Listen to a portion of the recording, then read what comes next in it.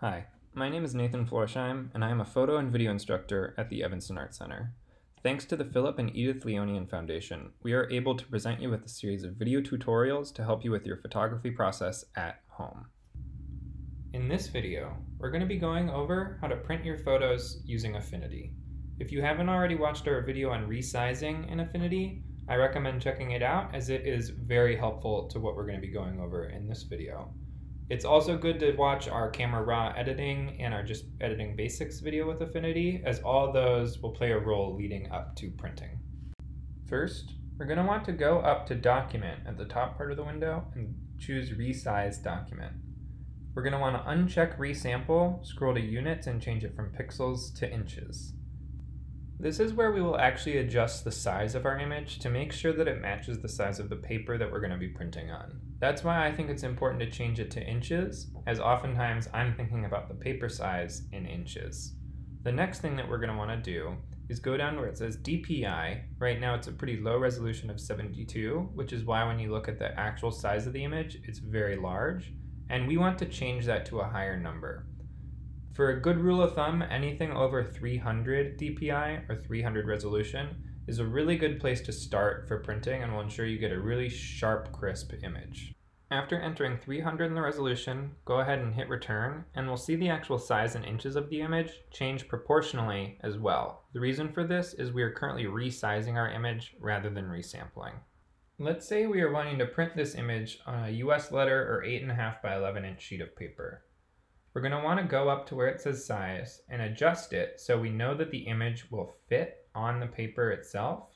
And you always want to make sure that the size has a little bit of room to spare for the borders. So typically when I'm printing on a letter sheet of paper, I want to have the longest side be 10.5 inches. And when you enter that, the other side will be adjusted as well proportionally as they are locked. Since we just made the image smaller and we're resizing it, you can see that the DPI went up to over 400. This is great, and as a general rule of thumb, the higher the resolution when printing, the better. And anything over 300, as I said, is in a really good spot.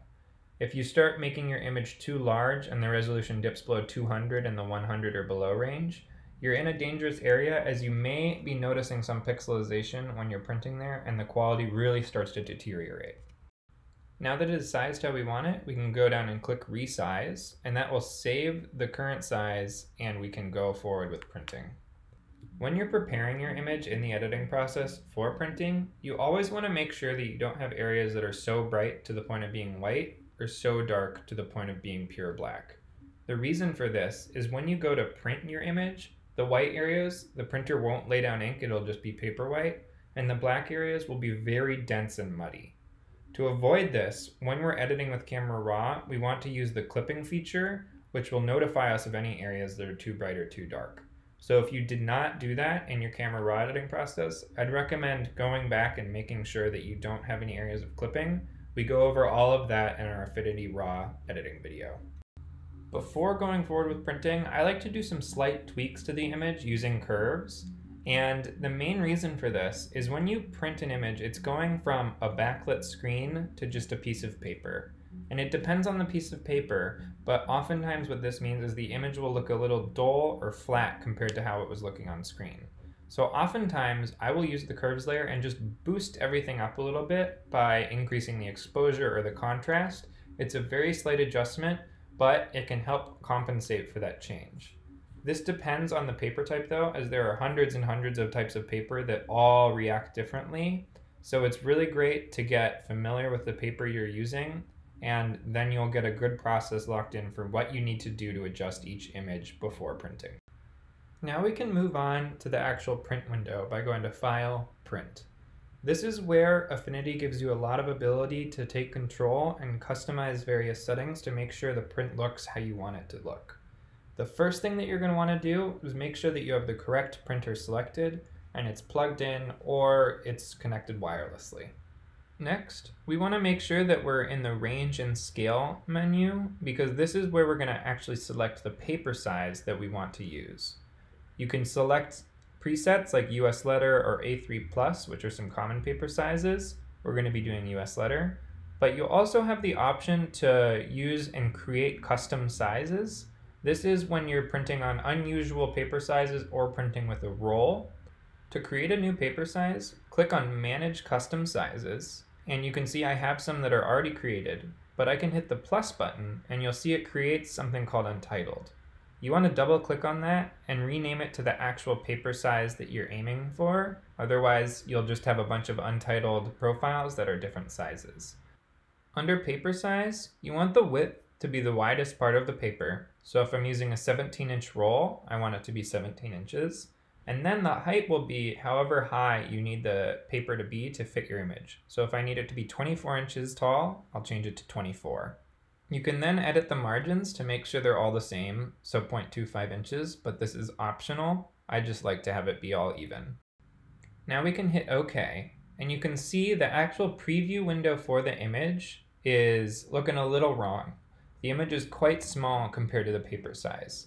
The reason for this is when we were making the custom sizes, we did not change it back to US letter, which is the size that we prepared our image for. So we want to go back and change it to US letter. It's always great to double check that preview window and make sure everything looks how it should. Next, we want to click on the range and scale and move down to color matching. We're going to change it from Canon color matching to color sync.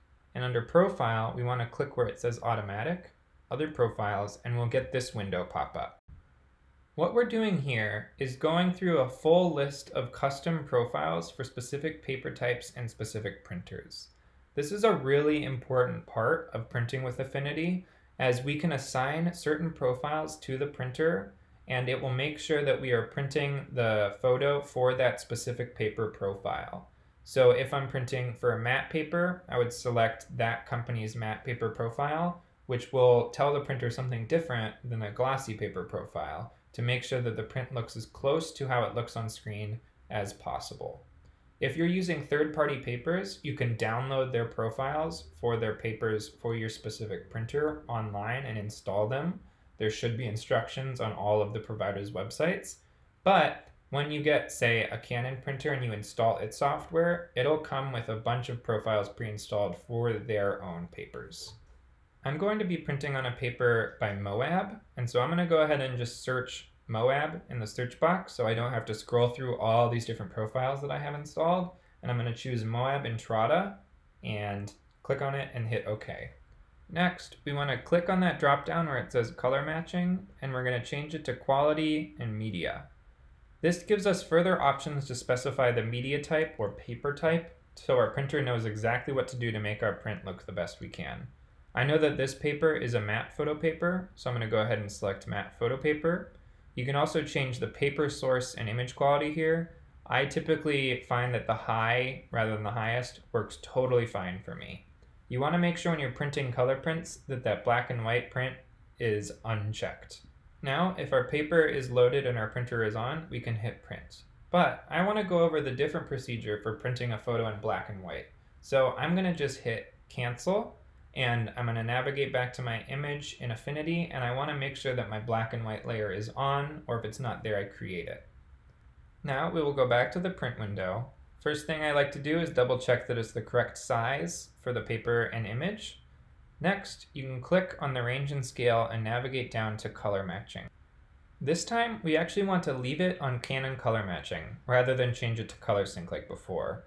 We do this because rather than assigning a specific profile that we download, we can tell the printer through the print window that we're printing a black and white image in the quality and media section. So if we navigate to that, make sure the black and white photo print box is checked and change your media type to the necessary photo paper. So for our case, it's matte.